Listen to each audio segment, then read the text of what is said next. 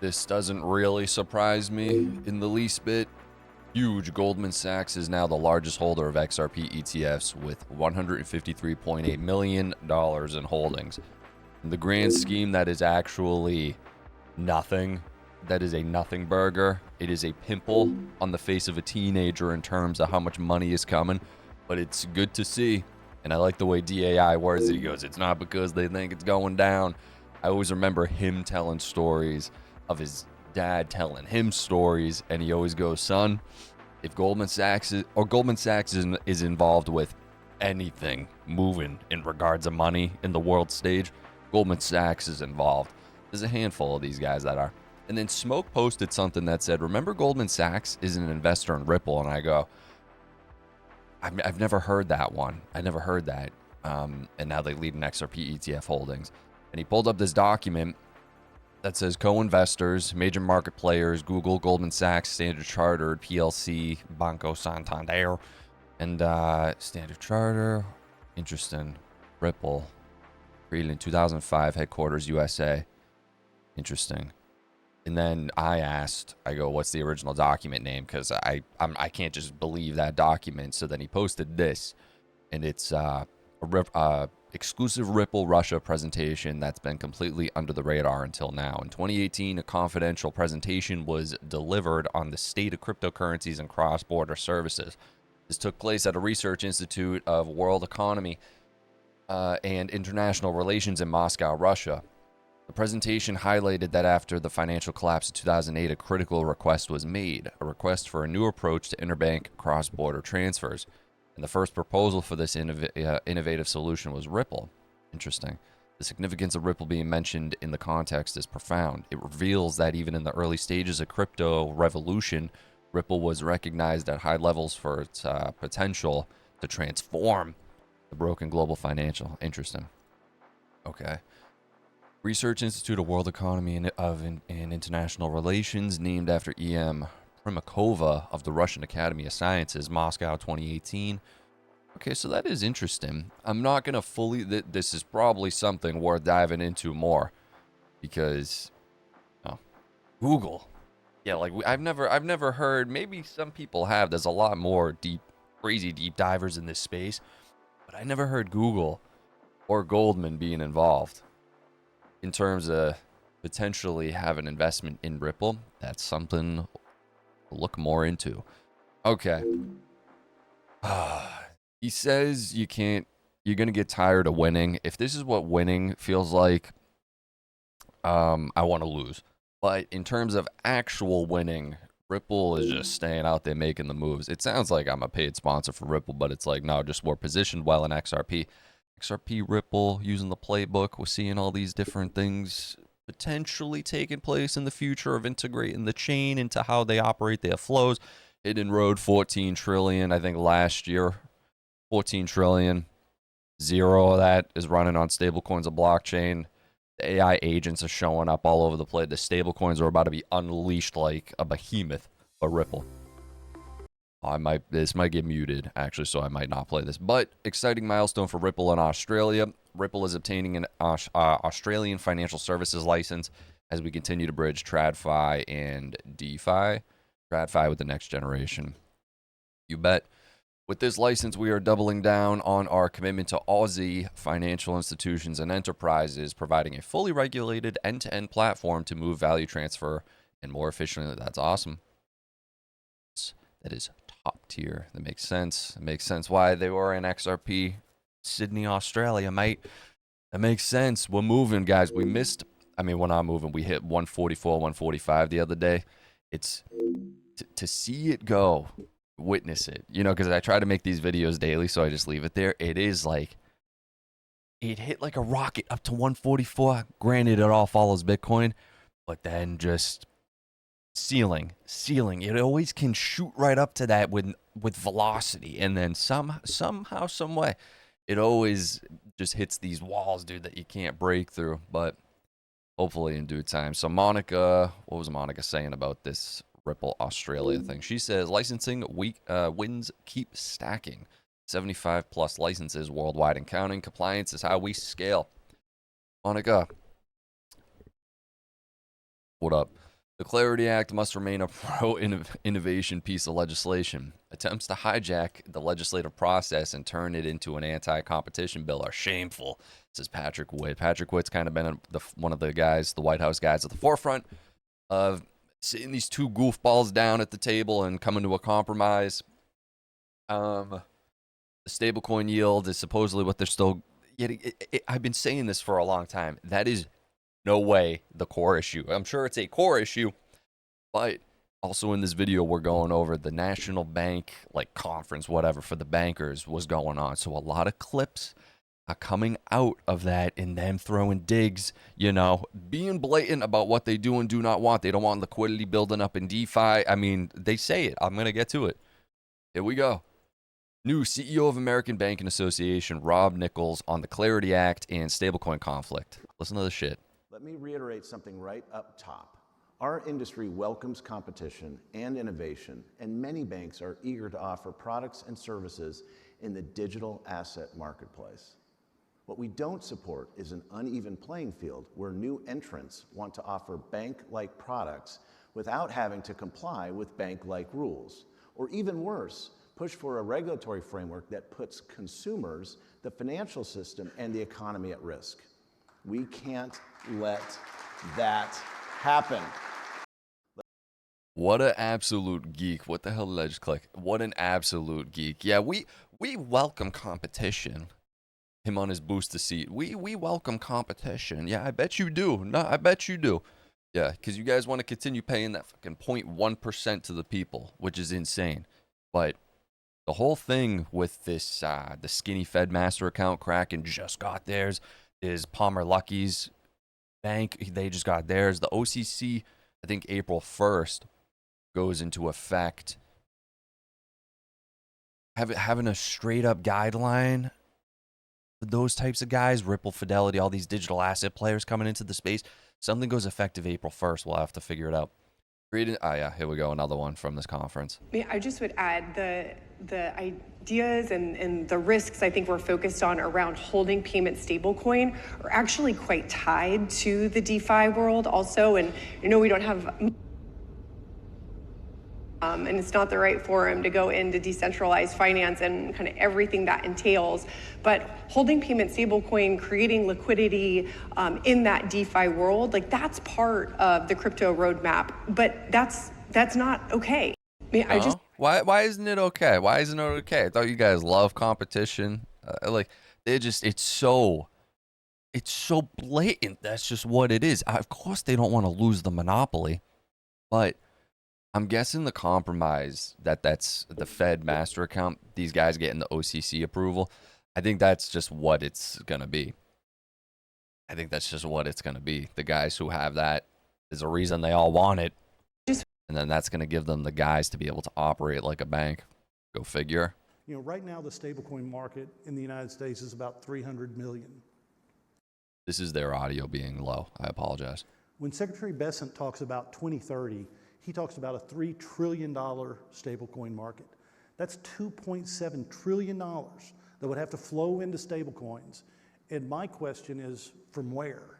Right. And if it comes from our banks, that $2.7 trillion means $2.2 trillion in lending. That's small business loans, agricultural loans that aren't being made by banks anymore. So that is a real concern. And so as a consequence, we've supported what we think was the benefit of the bargain in the Genius Act. Congress said stablecoin issuers can't pay interest or yield, and they can't evade that prohibition. And so we've also been, I think, supportive of the direction the OCC's regulations are going. They're just proposed, and we're still looking at the language. It's a little complex. It is. But we want to make sure that we preserve the balance of that bargain in the Genius Act. So we get a new technology available for consumers, but focused on payments and not disintermediating banking because of the impact on lending. Listen, I really don't. So someone come back and you know, oppose my position if you do. I really don't see or I don't see the big deal necessarily. I do and I don't. In the grand scheme, if you can earn yield through all these other ways, like staking on the actual assets themselves, I don't really see a problem with the stablecoin. I'll just hold the base asset token or something and then try to get yield off that. I don't, as long as that's okay, I don't know. But of course, I don't want them to keep their monopoly, and I don't think they do. Obviously, they, in the end, will, the only way they get through this is like in that bearable guy thing, what them offering Brad the Brewski, essentially. They're going to have to come to that handshake moment. That's the only way. You wet your beak, we'll wet our beak, and that's it. This dude, Cashew Nate, talking about the larger picture, why the stable coin is so essential in this whole picture. Trump's war is a lie. It's not about regime change. It's actually a central bank reset. Let me explain. So sitting above the global financial system is the Bank for International Settlements. What's the purpose of the Bank of International Settlements? It has sovereign immunity. What does that mean? Major institutions invested in the BIS include the Federal Reserve and the New York Fed, the same institutions the legacy families allow the multi-trillion-dollar black budget programs to run through. It's above the law. It's its own country. Right. It's its own country. It has its own police force. No one has the legal authority to move against it. For years, the BIS has been openly pushing a new digital financial control grid. So when we started the project, we articulated the following hypothesis. Remember, since the 1970s when we came off the gold standard, we've been running on the petrodollar. The deal was the world would buy oil from Saudi Arabia in US dollars, enabling an economic boom in the region. And then Saudi Arabia would then recycle those dollars back into US assets to stimulate the US economy and preserve the legacy family's interests. But if you're about to move the world onto a new financial infrastructure, by implementing the corresponding banking model on a programmable platform, we have one common blockchain. We can increase efficiency, lower costs, and reduce risk associated with cross-border wholesale payments. You don't need that system forever. You need a transition event. They can't have a nuclear weapon. It's very simple. They can't. First of all, I hope that music wasn't copyrighted, so I don't have to delete that. But second of all, it's always about the dollar. Preserving dollar dominance. There's a reason all this stuff just seems to coincide. You know, AI, the convergence of AI, the regulation, the wars, the distractions, the potential money printing. It's just the collapse, the phoenix rising from the ash. Who knows? Giant coincidence. Breaking, Japan is opening its emergency oil reserves for the first time in 50 years to stop a total national collapse. Starting March 16th, the government will release 15 days of private oil and 1 full month of state reserves. This is a first-of-its-kind move to keep the country running as the Iran war chokes off 95%. We were tapped in all this, the reverse Japan carry trade being exacerbated by the rise in oil, but we saw that they have about 300 days of potential oil reserves around that. You know, they're partners with the U.S. U.S. can tap other sources. The G7's talking about it, talking about just like a giant stockpile. So it seems like there are some options to get out of this. And Donnie's out there. I don't know if it's here, but Donnie was out there saying if Iran messes with the strait in any way going forward right now, because they're trying to keep it moving through there. They are keeping it moving. People are turning transponders off, going through it, and popping up on the other side. We heard something about a Navy escort. We don't know for 100% if that's true or not, but they were floating that idea around. Donnie's floating the idea of, we'll insure the ships you go through, we'll insure it, we'll provide escorts. During all this conflict and the emergence of AI and how much there are bots and everything to just purport fake news, it is really hard to discern what is fact and what is not without spending hours diving into some of this shit. But so then the whole point, Iran now, I'm seeing narratives pop up that they're like, oh, we're trying to put, sea mines and shit in the strait. So who knows, dude? I don't think we're out of the water yet with that oil spike. Mitigating volatility in a portfolio means a lot, because you can get 8% a year with low volatility. Actually, you'll compound to more than 10% with lots of volatility. So having diversified assets means a lot. And so far in this conflict, actually, if you look at Bitcoin, it's up a little bit and equities are down. So the diversifying piece, I think, still stays intact as an important theme here. And that's what I think is important to focus on. So many folks have concluded that cryptocurrencies, Bitcoin, Ether, Solana, XRP, that they're just risk assets. But if you really run the numbers, you can see that not only do they have de minimis correlation with equities, but they also have extremely low correlation with gold and silver, as an example. So I think the diversification story really holds in this current environment. mitigate. It worries me. This is on CNBC, and usually when they say the opposite happens. So why I literally always question, why are they showing the thing they're showing? Is the crypto winter thawing? That's an interesting. That makes me think it's not. That makes me think it's not. But who knows? Let's see. Swift works with Chainlink and UBS is a major milestone for institutional adoption of on-chain finance. Together, Swift and Chainlink enable institutions to access blockchains while continuing to use the systems they already rely on today. This is how global finance moves on-chain. Because Swift made this announcement. What if the future of finance wasn't just digital, but truly interoperable? Our latest trials, yeah, they're still doing trials and shit. I'm sure these guys all work together in the end. BlackRock's fund, and now this. Zero Hedge originally posted, here we go again, Cliffwater, $33 billion private credit fund to see redemptions above 7%. Then Jake, BlackRock's fund, and now this. BlackRock paused the amount you could take out of one of their largest maybe private credit funds. Private credit risk is escalating aggressively amid the ongoing conflict in the Middle East. This is the canary in the coal mine moment for the monetary system, in my opinion. People who see it coming are running for the door. We could be days or weeks away from a global credit call. It's like $100 XRP by whenever it was. This is important. In the year 1997, the HTTP spec reserved status code 402 for a world where websites could charge for access directly. For nearly 30 years, the internet has been waiting for a native payment layer. And with X402, that long-reserved status code is finally coming to life. X402 enables websites and APIs to request payment directly through the HTTP protocol, using the 402 payment-required status code. Combined with the speed and low fees of the Stellar network, this enables a new emerging machine economy. Let's give Claude some funds to play with and see how this works. I'm opening up the Freighter wallet and using the Coinbase on-ramp widget to purchase a couple of dollars of USDC directly with Apple Pay. Now I've already set up a paid resource using simple familiar tooling. To get access, it's going to cost you or your AI agent 1 cent. Next, I'll add an MCP server to Claude and provide my wallet credentials so that Claude can access the funds. When the AI agent makes the request, the server responds with 402 payment required, along with some instructions. The agent evaluates these and signs a transaction via the MCP server and resubmits the request. An X402 facilitator verifies the payment on-chain, and the API immediately returns the requested resource. The agent can now continue its task without API keys, subscriptions, or manual payments. It's simple technology and easy to implement, but it points to an important opportunity. A future where AI agents discover, purchase, and use resources using a standard built into the fabric of the web. Learn more about X402 on the Stellar network at stellar.org. Let's go, baby. Let's go. Yeah. Meanwhile, Tether. Okay. So we all know, I know this is cut off.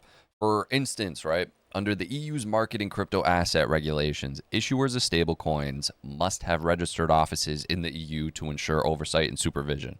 Okay, you got to be in the EU to play in the EU. We know they got their license. Ripple, a shocker. I'm sure other people have too, but just yet again, we're tapped more into Ripple news.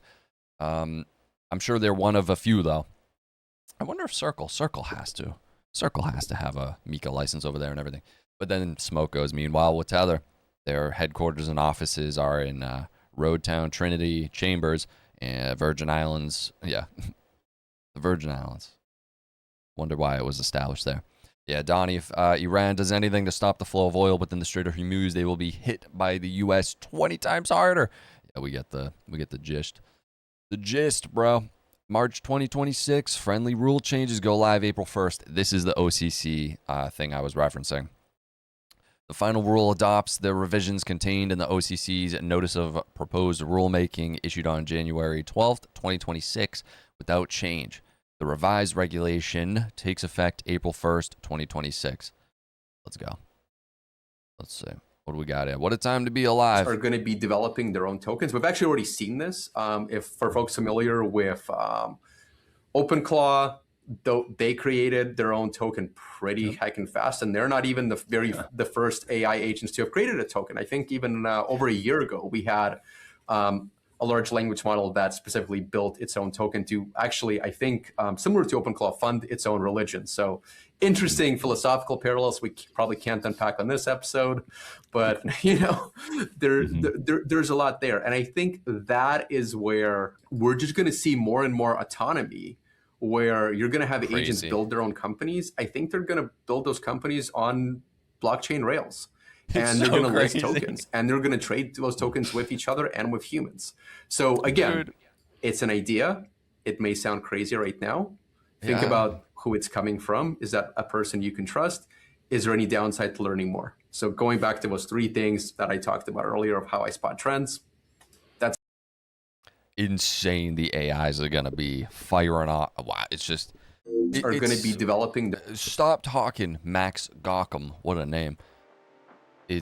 We are in the matrix, to say the least, but at least we're potentially tapping into some of the value in these networks, the values in the protocol. They keep saying, well, they haven't been saying that, but recently the AI narrative and that is heating up.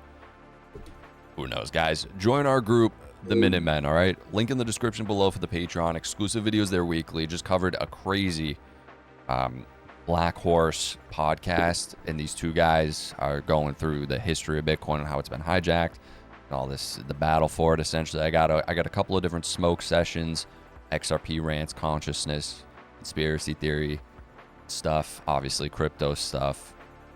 Exclusive videos weekly. Best way to support the channel. Gary the Fairy and his Big E ties. Tom Lee. Yeah, I got all sorts of videos. So join over there, hit the like button, comment, subscribe, turn on notifications to help out the YouTube video. If you enjoy the stuff, it lets me know to keep making more. And that's it. I will see you in the next one.